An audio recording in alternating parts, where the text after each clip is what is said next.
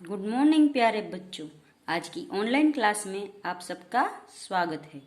पिछले वीडियो में हमने सीखा था हिंदी कक्षा 8 का पाठ नंबर 9 ममता, उसका अभ्यास और स्वाध्याय सीखा था, जिसमें हमने 5 प्रश्न किए थे। आज के वीडियो में छठा, सातवां, आठवां प्रश्न करेंगे। तो यहाँ पे छठा प्रश्न है, रूपरेखा के आधार पर कहानी लिखिए। तो मैंने है ये जो मुद्दे दिए हैं उसके ऊपर से एक कहानी बनाई है।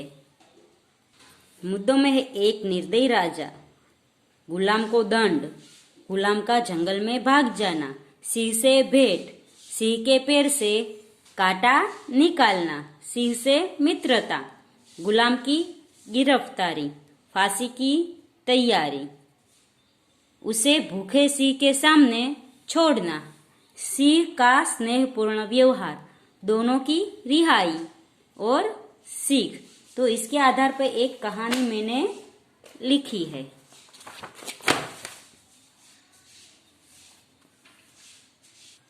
कहानी का नाम रखा है स्नेह का बदला स्नेह या फिर सच्ची मित्रता। तो सीतागढ़ नामक एक गांव था। वहां विजय सिंह नामक राजा का राज्य था। विजय सिंह बहुत ही निर्दयी था। वह अपने गुलामों से जोर जबरदस्ती से सारे काम करवाता था और ठीक से पैसे भी नहीं देता था। एक दिन एक गुलाम काम कर रहा था, तभी राजा वहां से निकला तो भूल से गुलाम के हाथ से ईंट छूट गई और राजा को जाकर लगी। राजा के सिर से खून निकलने लगा। राजा को गुस्सा आया और उसे 100 कोड़े लगाने का दंड दिया। गुलाम वहां से जंगल की ओर भाग गया। सैनिक भी उसके पीछे पीछे भागे। गुलाम दौड़ रहा था तो रास्ते में उसे एक सिंह दिखाई दिया। उसके पैरों में कांटा लगा था। वह चल भी नहीं पा रहा था। गुलाम रुक गया। उसे सिंह पर दया आ गई। सिंह का दुख उससे देखा न गया। उसने सिंह के पैरों से कांटा निकाल दिया। सिंह को राहत मिली। सिंह ने उसे आंखों ही आंखों से धन्यवाद दिया। दोनों में मित्रता हो गई।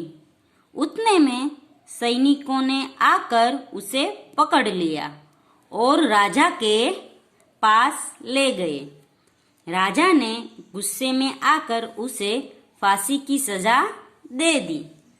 दूसरे दिन सुबह सारे नगरजनों के सामने उसे लाया गया और भूखे सिंह के सामने उसे छोड़ा गया।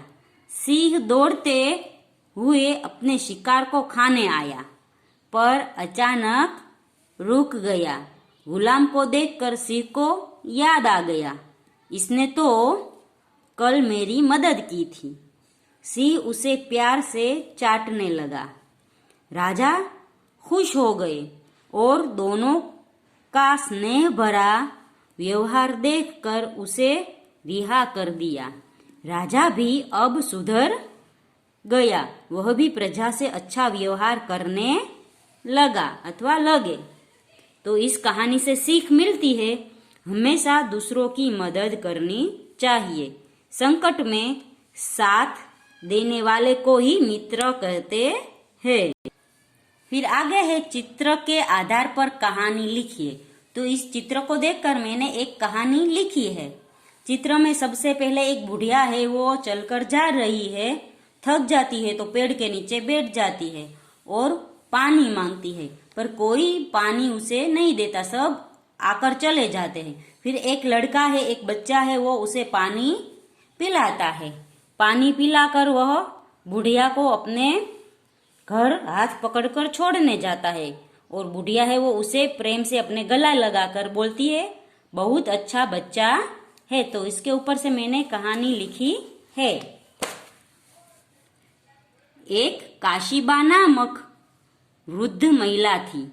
वो पास के गांव में अपनी बेटी से मिलने गई थी। बेटी के घर जाकर जब वह अपने घर वापस आ रही थी तब दोपहर हो गई थी। धूप काफी थी। काशीबा चलते चलते थक गई।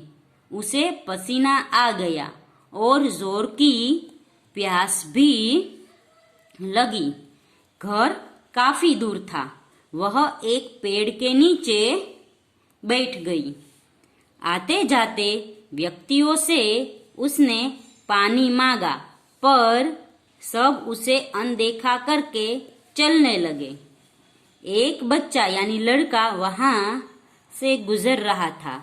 उसे काशीबा की हालत देखी न गई। दौड़कर अपने घर गया और वहीं से पानी लाकर उसने काशीबा को पिलाया। काशीबा की जान में जान आ गई। फिर उसे लड़का या बच्चा उसके घर हाथ पकड़कर छोड़ने गया। काशीबा को लड़के ने हाथ पकड़कर अपने घर तक छोड़ा। काशीबा उसे प्रेम करने लगी। उसे अपने गले से लगा लिया और कहा, बहुत अच्छा बच्चा है। तो हमें इस कहानी से सीख मिलती है कि हमें जीवन में सबकी मदद करनी चाहिए। अपने बड़ों का आदर करना चाहिए। 8वां प्रश्न है, नीचे दिए गए शब्दों में से संज्ञा, सर्वनाम और विशेषण पहचान कर वर्गीकृत कीजिए और उनका वाक्य में प्रयोग कीजिए।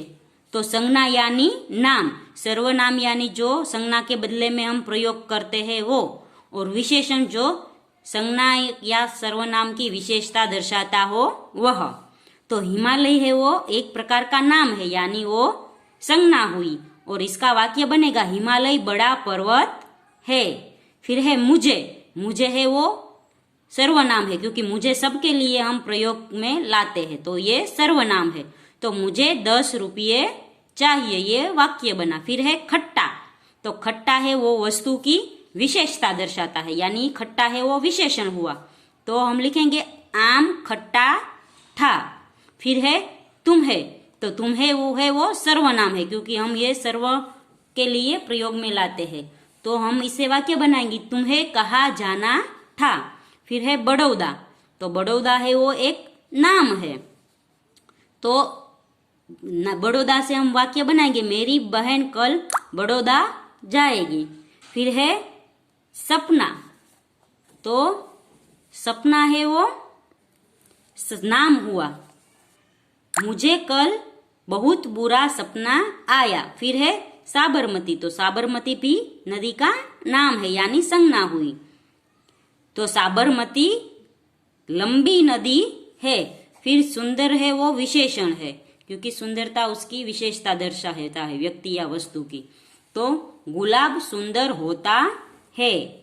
छोटा है वो सर्वनाम है ना, छोटा है वो भी विशेषण होगा क्योंकि मेरा भाई छोटा है तो छोटा हुआ वो विशेषण हुआ। मेरे पास छोटा पर्स है। फिर है होशियार, तो होशियार भी विशेषण होता है। यह लड़का क्लास में सबसे होशियार है। फिर हमारा है वो सर्वनाम होगा क्योंकि हमारा हम सबके लिए प्रयोग में लाते हैं। तो भारत देश हमारा है। फिर गुजरात है वो एक नाम है, तो गुजरात है वो भारत देश का एक राज्य है। तो बच्चों यहाँ पर है वो 9वां पाठ खत्म होता है। अगले वीडियो में हम पुनरावर्तन 2 सीखेंगे। तब तक के लिए गुड बाय, टेक केयर।